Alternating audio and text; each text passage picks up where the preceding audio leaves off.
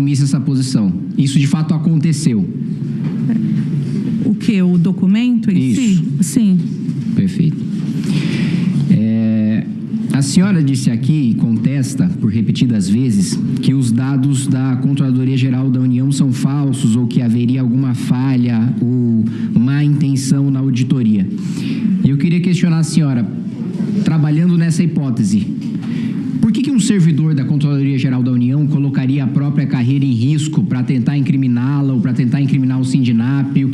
Algum servidor tem alguma coisa contra você? O ministro da CGU tem alguma coisa contra você? Por que forjariam algo contra você ou contra o Sindinap? Eu não disse que forjaram, eu disse que os dados não batem com a realidade.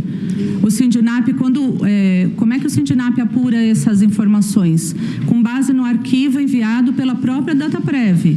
Quando consigna, envia-se um arquivo para a entidade com aquilo que foi consignado de mensalidade. Com base nesses arquivos, em nenhum mês há esses números de 60 e poucos mil que o relator mostrou. É por isso que eu digo que não há correlação com a realidade.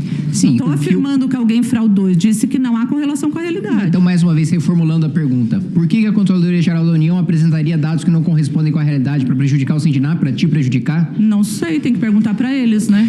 Porque no mesmo sentido, quando foi questionado para a senhora sobre a gestora eficiente fabricar documentos, e o relator, mas nós integrantes da CPMI também temos acesso tanto aos metadados que comprovam que o relator estava falando, primeiro de que o documento ele foi forjado, ele foi criado de fato por essa, e nós temos os dados disso, por essa gestora numa data posterior àquela que a própria pessoa que deu origem ao documento colocou no documento. Isso é fato, isso nos foi trazido. Silêncio, por favor. Tá, para qualquer integrante da CPMI que quiser consultar, está à nossa disposição. Então, o primeiro ponto que eu quero colocar é que você coloque por alguma razão a Controladoria Geral da União apresentou dados que não correspondem à realidade e não soube explicar essa razão ou dizer se há alguma inimizade ou intenção de prejudicar a senhora ou o Sindinap. Por que a Polícia Federal também teria essa intenção? Quem que teria plantado um documento forjado por parte dessa empresa para também tentar incriminar a senhora, tentar incriminar o Sindinap? Porque o documento existe. Ele foi forjado e os metadados mostram que, de fato, a data que foi colocada pelo autor do documento não bate com a data da criação do documento. Então, o que explica isso? O que eu disse é que eu não tenho ciência disso e que eu tenho que averiguar o que aconteceu. Eu não tenho informação de nenhuma fraude. Eu não posso afirmar algo que eu não tenho conhecimento. Então, eu preciso apurar isso e demonstrar, se for o caso, por via documental para os senhores, o que aconteceu. Perdão, é que o que as notas taquigráficas trazem, e eu estava aqui presente, é que a senhora disse, refutou veementemente, dizendo, não foi forjado documento. Agora você está dizendo uma coisa diferente. Está dizendo, se foi forjado documento, eu não tinha ciência. São duas coisas diferentes. Uma coisa é você assumir a responsabilidade do dever de cuidado daquela empresa e falar, olha, sei dos documentos que saíram daquela empresa, dos funcionários que manejavam documentos daquela empresa e garanto que não tinha fraude. Agora você está dizendo, olha, pode ter sido, mas se houve, eu não tinha ciência. Só para consignar qualquer versão que a senhora quer deixar como a sua final. Eu acredito que não houve fraude, mas de fato eu não tenho como afirmar. Então, eu preciso verificar para trazer para os senhores a informação. Perfeito.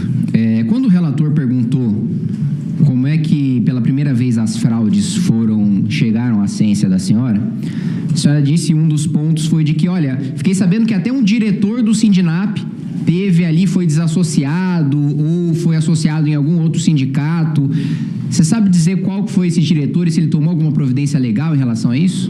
Eu não me recordo qual foi o diretor, mas eu lembro que a diretoria comentou comigo que tinha acontecido isso. Era de algum outro estado, não era São Paulo, eu não me recordo o nome. Também vou apurar e apresento para os senhores. Porque é importante a gente ter essa prova que mostraria, eu não tenho a menor dúvida de que se um diretor do Sindinap, regional ou nacional, sofreu um estelionato dessa magnitude, ele deve ter ingressado com um processo judicial e esse processo, inclusive, nos serviria como prova para mostrar que desde aquela época, primeiro, chegou à ciência da senhora de que esses fatos estavam acontecendo e dos momentos em que esses pontos foram alertados. E só para retomar mais uma vez, a senhora salvo melhor juízo, me corrija se eu estiver errado, diz que alerta sobre esses casos desde 2019? Sim. E desde 2019, acho que a única pessoa que você se lembra foi do ex-ministro da Previdência. Alguma outra pessoa que você tenha alertado, você se recorda? Eu não me lembro o nome dos servidores da época. Tá. Mas eu posso procurar também, né? E depois eu informo.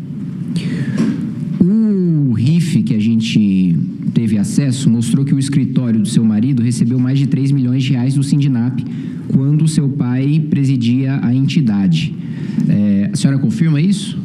Eu não sei exatamente os valores, mas pode ter sido.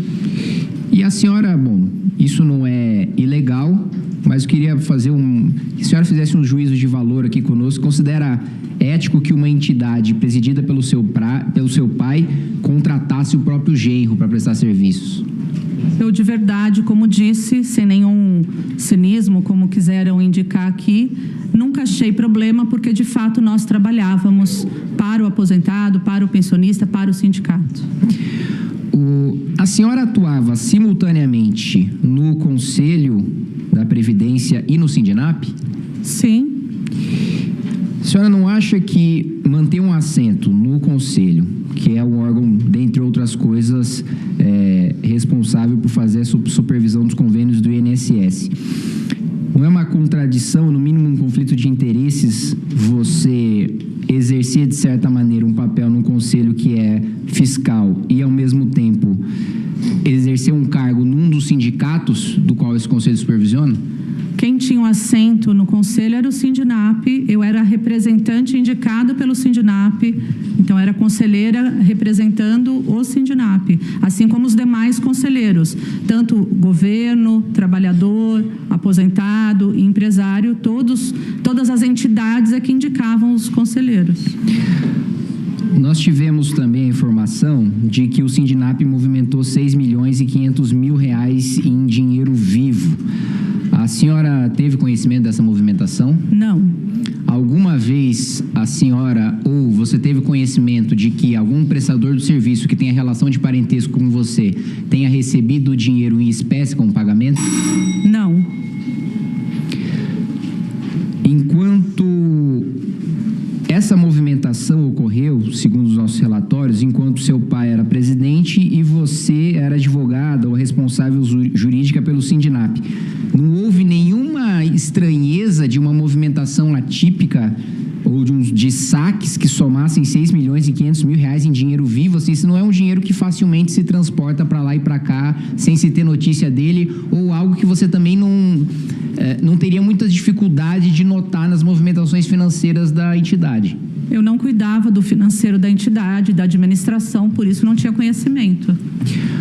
O COAF, ele cita repasses da gestora eficiente para uma candidata a vice-prefeita de Americana, Kelly Bulgarelli. A senhora tem notícia disso? Não.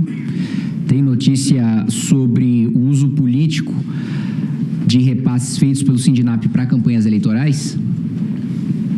Não. Tá bem, satisfeito, presidente. Obrigado. Obrigado. Com a palavra o deputado Evair de Mello.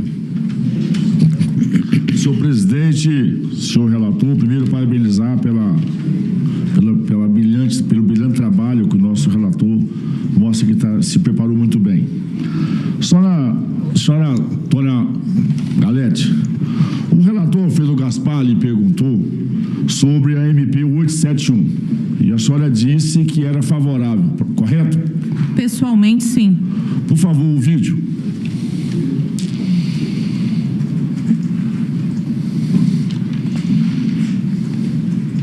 Depois põe meu tempo aí, senhor presidente.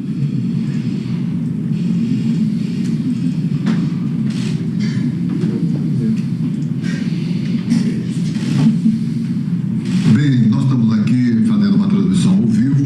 Nós estamos com a doutora Tônia Galete. Ela é advogada do Sindicato Nacional dos Aposentados. Além de tudo, é professora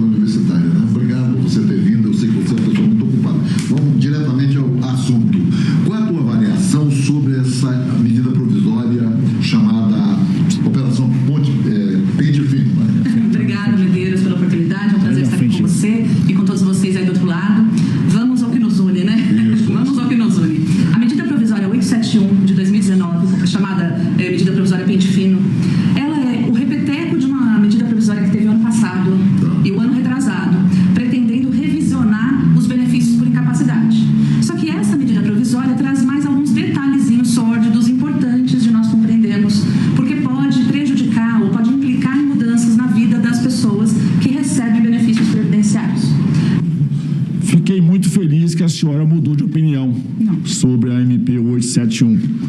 Inclusive, excelente. reafirmando que nos anos anteriores também teve o esforço do governo. Está posto o vídeo. O que eu falei, Excelência, é sobre... Porque a MP trazia várias coisas. E o que eu estava falando ali naquele vídeo é sobre o pente fino nos benefícios por incapacidade. O assunto é 871, desculpa. A senhora, então, a senhora, como advogada, teve um ato falho de interpretação da pergunta que foi lhe feita no vídeo. Não.